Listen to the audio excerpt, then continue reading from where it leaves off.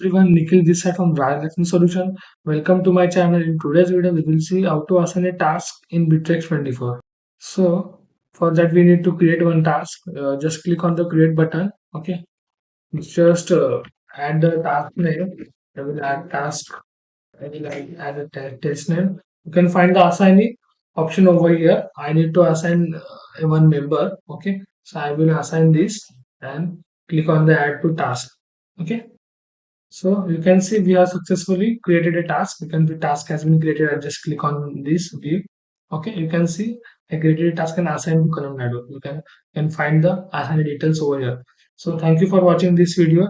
If this video is helpful for you, don't forget to like, share, and subscribe, and hit the bell icon. Thank you.